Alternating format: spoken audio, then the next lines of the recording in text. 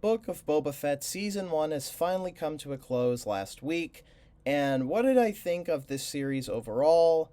Well, I gotta be honest, I really found it just an overall disappointment. Since its announcement in Mandalorian Season 2, I was really anticipating Boba Fett finally getting his own series, spin off, or just some type of project devoted to this character that we've had for so long. And I was especially excited to see him coming in and taking over the Star Wars criminal empire all Godfather style. In fact, the series even opened with a huge phenomenal bang detailing Boba Fett's journey after the Return of the Jedi and escaping the Sarlacc pit, and it's full of gorgeous visuals, powerful storytelling, and Temura Morrison's amazing performance as this character. And not only that, but once we jump into the present, we get a rather interesting storyline with him starting out as the daimyo and then coming into conflict with the new twins characters who are fighting for Jabba the Hutt's territory. And not only that, but we get another potential new threat in the form of Black Chrysanthemum, who gets a perfect introduction and is perfectly established to be a literal beast to worry about under the employment of the twins as we move forward in towards the midpoint of this series. I honestly really like the twins, as it really could have set up a whole battle for the throne type situation throughout the whole series with Boba Fett. But sadly, that's all abandoned by like the third or fourth episode, and pretty much they're traded out for a whole other new group of villains that are apparently the true threat to Boba Fett's criminal empire. Even the direction I feel like they could have gone with Chrysanthemum is thrown out of the window as well, because he's not only freed after failing to assassinate Boba Fett, but he's also hired by his previous target. And not only that, but he really doesn't get any much else to do throughout this series, which I feel like was a huge missed opportunity that they could have taken with this series. And not only that, but we get introduced to a bunch of cyborgs that contribute nothing as far as the plot or character development wise, and as far as that goes, nor do they contribute anything that Boba Fett can't do that he can already do better.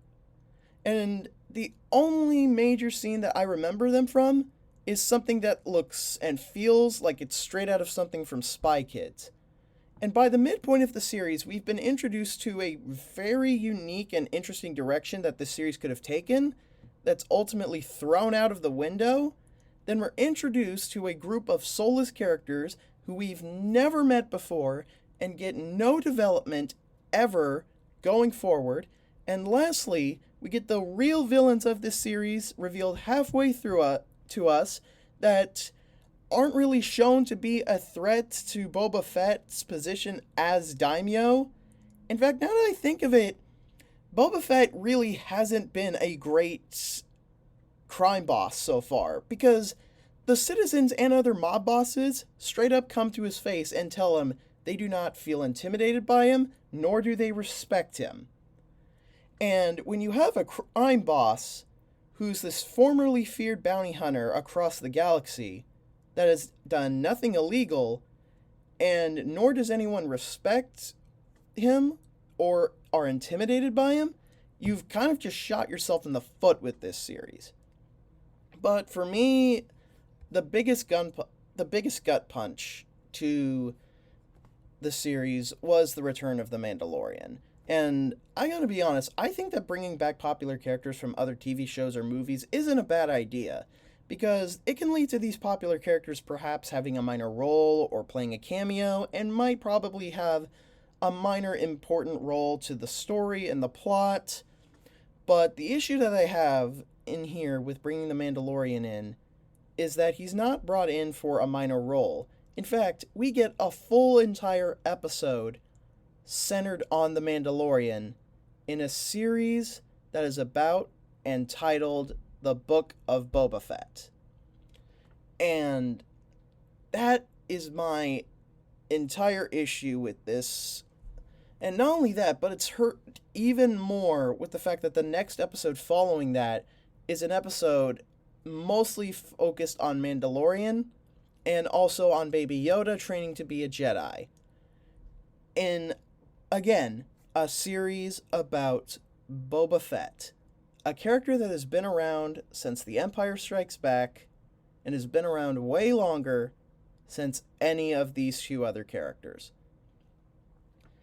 And not only that, but we also get a whole bunch of more cameos in this series that really take away from the main titular character of this series, and especially another famous cameo that comes in that plays apparently a major minor role in the finale, but by that point, the damage has already been done, because we're given no further motive behind Boba Fett wanting to be the horrible crime boss that he is, and how the Pikes are a threat to him.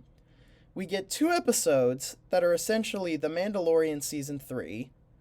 We get a whole bunch of new characters that we have not met nor spent any time developing in any of the previous episodes.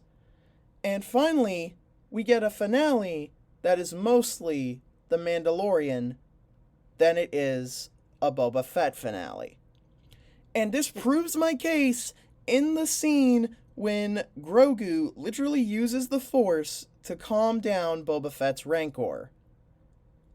And while all this is happening, Boba Fett is off having a duel with a major important cameo, and then disappears later on alongside Fennec throughout the whole entire ending of the series. They only show up for probably a few minutes or seconds or whatever in the last few minutes of the episode, but the final shot isn't even of Boba Fett declaring himself as the head crime boss of Tatooine.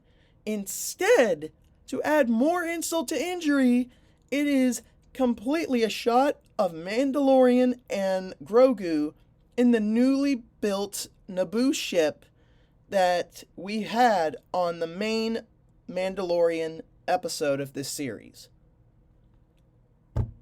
Overall, I honestly just felt disappointed with this, and I feel like this really could have been done better.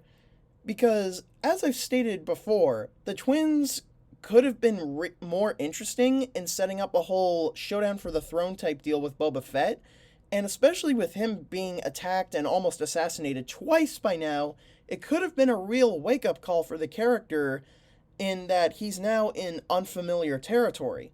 But instead, I feel like the writers had no clue on where to go or what to do with Boba's character as a whole. Because pretty much halfway in the second half of the series, he honestly feels more like an afterthought. And instead of being that ruthless badass we've all come to know and love, they try to make him more of a hero crime boss without any crime to run, at least from what we've seen throughout this series.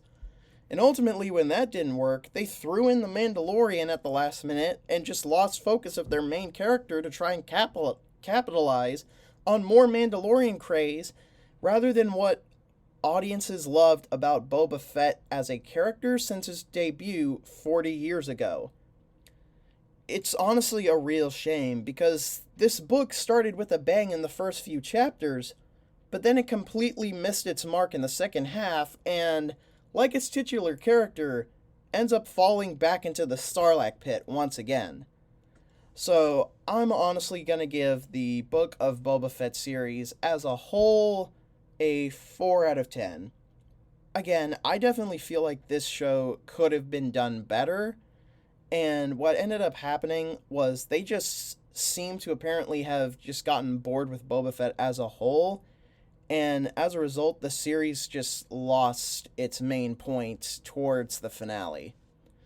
But that's going to be it for this review. I hope you guys did enjoy it. Please leave a like, please share, please comment, and please subscribe for future episodes. I'll see you guys later.